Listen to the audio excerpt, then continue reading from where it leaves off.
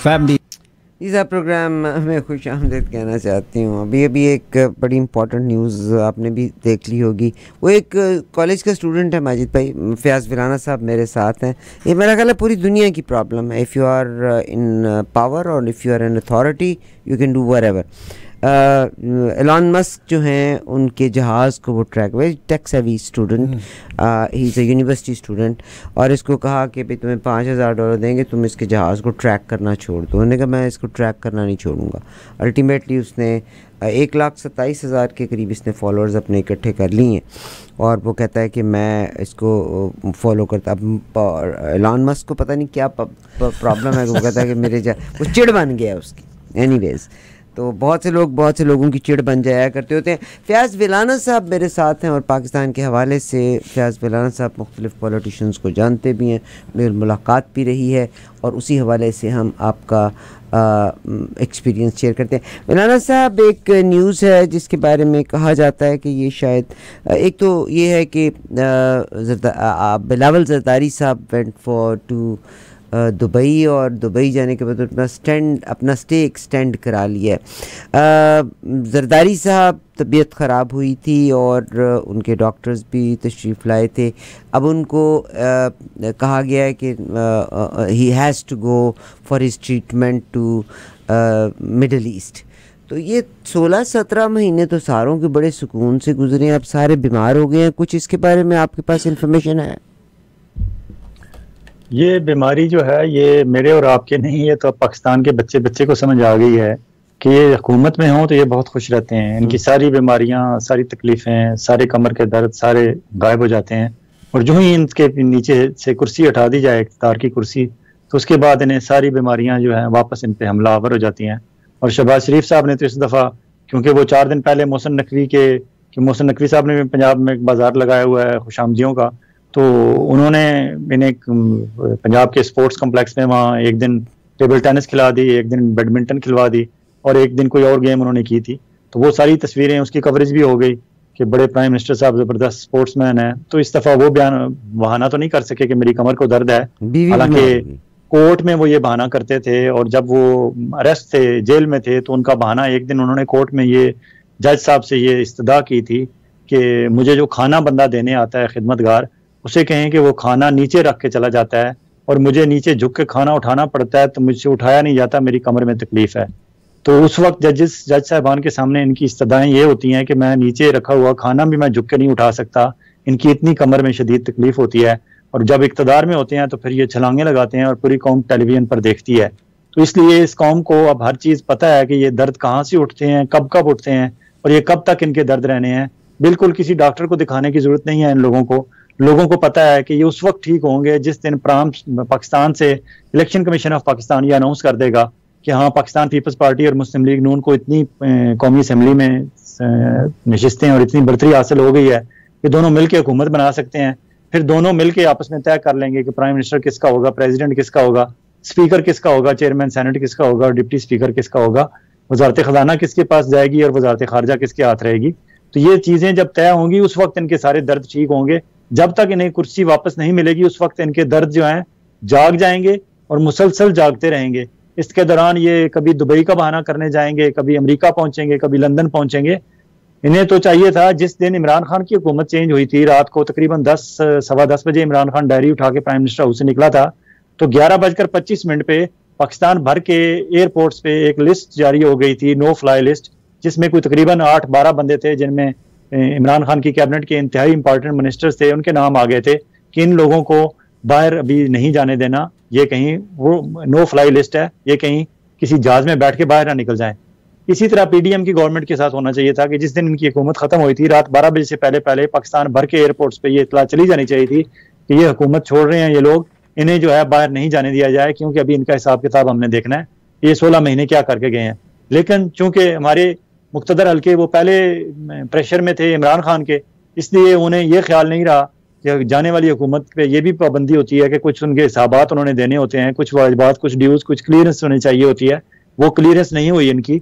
इस क्लियरेंस में जो जो बाहर निकल गया है वो निकल गया है, बाकियों ने भी निकलने की कोशिश करनी है, क्योंकि हमारे मुक्तदर हल्कों ने ये कोशिश करनी है इस केयर टेकर प्राइम मिनिस्टर और केयर टेकर प्राइम जो कैबिनेट है उनके कंधे पे रख के, ताकि ये तासर हो कि सिर्फ पीटीआई को दीवार के साथ नहीं लगाया जा रहा, या सिर्फ पीटीआई से एहतसाब और उसका एहतसाब नहीं किया जा रहा, बल्कि और लोगों के खिलाफ भी कार्रवाई की जा रही है। तो वो कार्रवाई चाहे सही करें चाहे शो करने के लिए करें, उन्होंने कुछ ना कुछ कार्रवाई तो करनी है और आना चंद दिनों में हो जानी है। जिस तरह वजीर सेहत थे अब्दुल कादिर पटेल, उनके खिलाफ इंक्वायरी शुरू हो चुकी है। इसी तरह जो चीनी के आटे में और उनकी मुख्तलिफ चीज़ों की प्राइसेस में जो क्राइसिस आया था उन पे तहकीकात शुरू हो चुकी हैं। FIA को कुछ रिपोर्ट्स मिली हैं, जो सैलाब फंड में गड़बड़ हुई थी उस पर तहकीकात शुरू हो चुकी हैं। तो तहकीकात तो मुख्तलिफ हवाले से शुरू हो चुकी हैं। मिनिस्ट्री ऑफ जो कम्युनिकेशन थी, जो सड़कें बनाने का महकमा था, महकमा शाहरात, उसमें मौलाना फजल रहमान साहब के साहबजादे मिनिस्टर थे, वहाँ सुना है बहुत लंबे चौड़े घपले हुए हैं, उन पे तहकीकात शुरू हो चुकी हैं।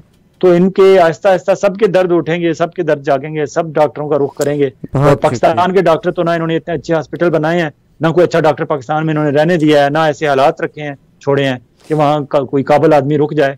इसलिए अब इन्होंने बाहर ही जाना है ट्रीटमेंट कराने, और बाहर फायदे भी बहुत होते हैं। जो बाहर निकल जाता है फिर वो यहाँ उसे भाई मेरा आपने भी कहा कि इंक्वायरी शुरू हो गई है नैब ने, जैसे अब्दुल कादिर पटेल साहब के बारे में आपने कहा।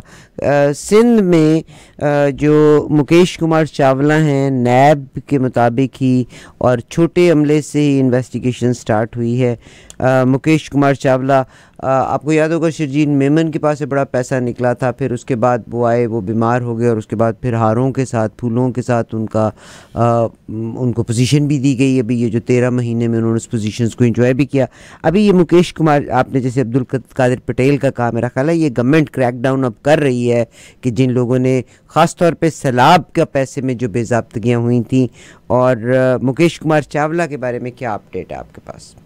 और बड़े पैमाने पर हुई थी। मैं मुकेश कुमार चावला वाली खबर मेरी नज़र से नहीं गुजरी, लेकिन सिंध में तो आम है ना। आप देखें सिंध में एजुकेशन सेक्टर में, एजुकेशन डिपार्टमेंट में गोस्ट एम्प्लॉइज का एक बहुत लंबा चौड़ा सिलसिला है। मेरे जानने वाले बहुत सारे लोग यहाँ कनाडा में रहते हैं, हमारे सिंधी भाई हैं, उनके बेगमात जो हैं वो यहाँ कनाडा में रहती हैं, लेकिन पाकिस्तान में सिंध में महकमा तालीम में उनके नाम दर्ज हैं और हर महीने उनकी तनख्वाह जो है वहाँ उनके जो पेरेंट्स हैं पीछे उनके अकाउंट्स में वहाँ जाती है और वो एंजॉय कर रहे हैं। और वो यहाँ ख्वातीन बैठी हुई हैं और वो स्कूल टीचर हैं सिंध में। इस तरह के एक नहीं हज़ारों के केसेस हैं। और शर्जील मेमन जिसकी आप बात कर रही हैं, शर्जील मेमन साहब जब भाग गए, फिर दोबारा उनकी हुकूमत आ गई, चीज़ें उनके कंट्रोल में आ गई, वो वापस सिंध कराची पहुँचे और फिर वज़ीर इत्तलात बने। और अभी कुछ दिन पहले मैंने एक पाकिस्तान के एक मीडिया आउटलेट के एक हेड हैं, उनका इंटरव्यू भी यहाँ किया है। मेरे नाज़रीन अगर कोई ट्रैक कर सकते हैं तो कर दें, मैं नाम नहीं बताऊंगा। उन्होंने मुझे खुद बताया कि उन्हें शर्जील मेमन के खुद कॉल आई थी उन्हें, क्योंकि उनके स्टाफ से नीचे वो डीलिंग कर रहे थे, तो कहीं डीलिंग हो नहीं रही थी। तो शर्जील मेमन ने कहा कि मेरी खुद इससे बात कराओ।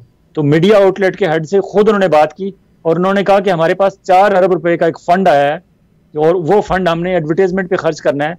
तो आप भी अपने मीडिया आउटलेट को, बहुत अच्छा है, आपकी भी बड़ी रीच है, तो हम आपको पैसे ये देंगे, लेकिन आपने करना होगा, काम करना होगा हमारा। उन्होंने कहा जी क्या फर्म करना होगा? उन्होंने कहा जी कि हम जो आपको बिल भेजेंगे जितनी भी अमाउंट का, उसमें से 75% जो है वो आपने हमारे बताए हुए अकाउंट्स में वो जमा कराने होंगे, 25% आपने रख लेने हैं। और आप कहीं एडवर्टाइज करें उसे अपने मीडिया आउटलेट में, ना करें, क्या करें कैसे करें, हमें उससे कोई गर्ज नहीं है। हमें सिर्फ ये इससे गर्ज है कि जितनी की बिलिंग आप करेंगे उसमें से जब हम आपको चेक भेजेंगे तो उसमें से 75% जो है वो आपने हमारी मर्जी के अकाउंटों में वापस जमा करा देना है, 25% आपने रख लेना है।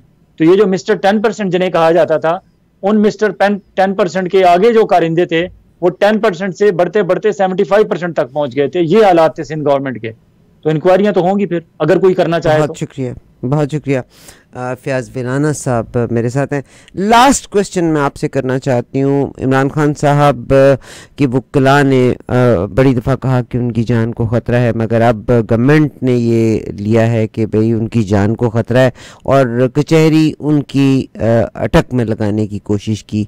2 वकला जो थे वो वहाँ पे पहुँचे भी, मगर अब 2 तारीख को मेरा ख्याल अगला हियरिंग है। क्या इससे पहले भी कभी ऐसे हुआ है कि अदालत या कचहरी जो है वो जेल में जाके लगे किसी भी पॉलिटिशियन के लिए? पॉलिटिशियन के लिए तो कभी नहीं लगी। जो इंतहाई मतलूब और इंतहाई खतरनाक दहशतगर्द किस्म के अनासर होते थे, पॉलिटिशियन की मैं अच्छा पॉलिटिशियन की दहशतगर्दी की जहाँ कार्रवाइयाँ होती थी, जहाँ वाकई वो होता था कि ये बंदा बाहर निकलेगा तो मसला होगा, और कुछ दहशतगर्दों को बाहर कहीं पेश किया गया तो रास्ते में उनके लोगों ने अटैक किया और उनको छुड़वा के ले गए या जो भी हुआ, इस तरह के वाकयात हुए थे। लेकिन ये तो टेररिस्ट नहीं है, इन पे तो टेररिज्म का कोई केस नहीं चल रहा, इन पे तो साइफर के एक चोरी का केस है और साइफर की गुमशुदगी का केस है और साइफर को लहराने का केस है। तो ये वो साइफर है जिसको TheIntercept.com वालों ने पब्लिक कर दिया है, लफ्ज बलफ्ज पूरी दुनिया के पास पहुंच गया है। आप हमारी फेडरल गवर्नमेंट और हमारे मुक्तदर हल्के और हमारी मिलिट्री एस्टेब्लिशमेंट और वो लोग जिनको पाकिस्तान में बैठे हुए इस वक्त वो तमाम जो है इंचार्ज हैं तमाम स्टेट ऑफ अफेयर्स के, उन्हें अगर बहुत गुस्सा है इस पे साइफर के पब्लिक होने का और उन्हें वाकई बहुत एहसास है नेशनल सीक्रेसी का और ऑफिशियल सीक्रेट एक्ट का, तो वो TheIntercept के खिलाफ को एक उसे लीगल नोटिस ही भेज देते। क्या इन्होंने कोई लीगल नोटिस भेजा है TheIntercept.com को? क्या इन्होंने कोई कार्रवाई की है उसके खिलाफ? कुछ नहीं किया, क्योंकि ये नहीं करेंगे। TheIntercept.com वाले ने एक एक लफ्ज छोड़ा है और उसने साथ ये भी कहा है कि हमें ये मिलिट्री के जराए से एक हाजिर सर्विस ऑफिसर के जरिए ये मिला है। उस हाजिर सर्विस ऑफिसर ने अपना नाम जाहिर करने की हम पे पाबंदी लगाई है कि हम नाम जाहिर नहीं कर सकते, लेकिन उसने कहा है ना हमने पेमेंट की है, ना हमने पैसे दे के ये इन्फॉर्मेशन ली है, ना उसने ऐसी कोई बात की हमसे लेने की। उसने कहा है कि मैंने सिर्फ नेशनल इंटरेस्ट में आपको ये दे रहा हूँ, क्योंकि मैं समझता हूँ कि ये जो कुछ हो रहा है पाकिस्तान में गलत हो रहा है और मैं ट्रू पिक्चर पब्लिक के सामने लाना चाहता हूँ, उसके लिए मैं आपको दे रहा हूँ। आप ये ट्रू पिक्चर पब्लिक तक पहुंचा दें, पब्लिक की अमानत है, मैं इसके कोई चार्जेस भी आपसे नहीं लूंगा, लेकिन मेरा नाम आप पब्लिक ना करें। लेकिन नाम उनके पास मौजूद है। TheIntercept.com वालों को आप किसी अदालत में मतलूब करेंगे और आप उनके इंतहाई मजबूर करेंगे तो वो शायद किसी मौके पे नाम भी बता दें, तो वहां फिर अपनी बदनामी होगी, अपने हमें गिरबान में झांकना होगा। तो शायद ये TheIntercept के खिलाफ तो केस नहीं करेंगे, हाँ इमरान खान के खिलाफ करेंगे, क्योंकि वो उसे सिर्फ पॉलिटिकली दबाना है। और इमरान खान ने भी जो कहा है, और इमरान खान ने जब ये करेंगे, हालांकि इन्होंने जेल के अंदर लगा रहे हैं अदालत, और उसमें अभी एक दो वकील शायद पेश हुए हैं, उस तरह मीडिया को और वकीलों को जाने की इजाजत भी नहीं है।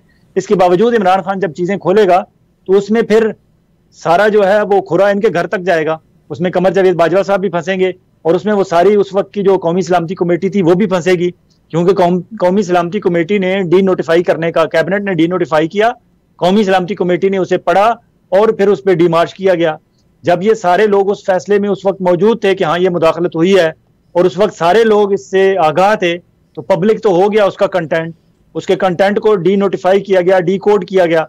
डी-कोड उस तरह किया गया जो हमारे नेशनल इंटरेस्ट में था, उससे ना एक लफ्ज ज्यादा किया गया ना कम किया गया। तो इमरान खान ने तो कहीं किसी जगह को हर स्टेप पे इमरान खान ने अपनी कैबिनेट के जो लोग थे और जो उसके पास उस वक्त जो एस्टेब्लिशमेंट मौजूद थी, सिविल एस्टेब्लिशमेंट, उनकी इंस्ट्रक्शन, उनकी हदायत और उनकी मशवरे के नतीजे में इमरान खान ने किया। इमरान खान ने जाती तौर पर तो कहीं पब्लिक में जाके इस तरह कापियां नहीं बांटी। हाँ, उसने जो जलसे में कागज लहराया था, उस कागज के लहराने की किसी के पास कोई गारंटी नहीं है कि वो जो कागज लहरा रहा था वो वाकई वो लेटर था या वो सिर्फ अलामती तौर पर एक सफेद कागज को फोल्ड करके उन्होंने लहरा दिया था कि ये लेटर आया है। हालांकि वहां जलसे में उन्होंने खोल के लेटर दिखाया नहीं, किसी को खोल के लेटर उन्होंने पढ़ा नहीं, उन्होंने कोई उसका नहीं बताया, सिर्फ इतना बताया कि एक लेटर आया है। अब इतनी बात तो उसने पॉलिटिकली की है, और अगर उसने की थी उसी दिन शाम को उसे अरेस्ट कर लेना चाहिए था, उस दिन तो आपने अरेस्ट नहीं किया। उसके अलावा कौमी सलामती कमेटी की 2 मीटिंग्स हो गई, कौमी सलामती की दोनों कमेटियों ने कहा कि हाँ ये मुदाखलत हुई है। तो जब मुदाखलत हुई है, साजिश ठीक है आप कहते हैं नहीं हुई, साजिश तो पहला स्टेप होता है, मुदाखलत तो साजिश को अमली जामा पहनाने के बाद होती है। आपने ये मान लिया कि हाँ मुदाखलत हुई है और उसी पे आपने डिमार्च भी किया। अब आप इमरान खान को किस कटहरे में खड़ा करेंगे? कटहरे में खड़ा करेंगे तो फिर उसमें सारे लोग वो शामिल होंगे जिन जिन से इसके दौरान इमरान खान ने मशवरे किए और जो जो इमरान खान के साथ मशवरों में शामिल थे और जो जो उस डिमार्च करने की कार्रवाई में शामिल थे। तो इसलिए ये सिर्फ पॉलिटिकली इमरान खान को दीवार के साथ लगाने की कोशिश है, इसके अलावा कुछ नहीं है। जी बहुत शुक्रिया। क्विक अगर आप अपना क्लोजिंग कर दें तो बड़ी मेहरबानी होगी जनाब फयाज विलाना। एक इन्होंने ज्यादती इमरान खान के साथ किया कि 25 दिन उसे जेल में रखने के बाद अब उसे इजाजत दी गई है कि तुम अपने बेटों के साथ कासिम और सुलेमान के साथ फोन पे बात कर सकते हो। ये बहुत बड़ी ज्यादती है। वो कोई इतना बड़ा मुजरिम नहीं था कि उसे आप 25 दिन तक अपने बच्चों से बात भी ना करने देते, लेकिन ये चीजें हिस्ट्री का एक हिस्सा बन जाती हैं और ये बाद में आने वालों के लिए एक सबक आमोज होती हैं कि ऐसा भी होता है। एक और बात डेवलपमेंट हुई है, हमारे सदर पाकिस्तान आरिफ अलवी साहब भी कमाल के आदमी हैं, बड़े नस्तालिक आदमी हैं, कराची के हैं। उन्होंने जाते जाते एक खत लिखा है और उन्होंने कहा है जी मेरी तनख्वाह बढ़ाई जाए, वजारत खजाना को कहा है। और उन्होंने कायदे कानून का हवाला देते हुए कहा है कि मैं चूंकि पाकिस्तान में आला तरीन ओहदा मेरा है और कानून के मुताबिक पाकिस्तान में आला तरीन ओहदा मेरा होने की वजह से मेरी तनख्वाह चीफ जस्टिस ऑफ पाकिस्तान से कम अज़ कम ₹1 ज़्यादा होनी चाहिए, ये कानून कहता है। इस हवाले से मेरी तनख्वाह बढ़ा दी जाए। अब सदर साहब की जो मौजूदा तनख्वाह है वो ₹8,46,550 पर मंथ है। सदर साहब ने कहा है कि जुलाई 2021 में भी मेरी नहीं बढ़ाई गई। उस वक्त के चीफ जस्टिस ऑफ पाकिस्तान की तो बढ़ाई गई कानून के मुताबिक, मेरी उस वक्त मुझे इंक्रीज दी जाए और जुलाई 2021 से 10,24,000 पर मंथ के हिसाब से मुझे एरियर्स भी दिए जाएं पीछे 1 साल के। और अभी जुलाई 2023 में जब चीफ जस्टिस ऑफ पाकिस्तान की फिर बढ़ी है तो उस 2 लाख उनकी बढ़ी है, तो मेरी 2 लाख 12,29,000 पर मंथ दी जाए। मार के डंडे इनको घर छोड़ के आओ खबीसो, मुल्क के पास पैसा है कोई नहीं है, खा गए तुम सारे, और अब तुम्हारी तनख्वाह बढ़ाओ, एरियर्स लेके फारग करो, तो दिस इज इनसेन सर। बिल्कुल बिल्कुल।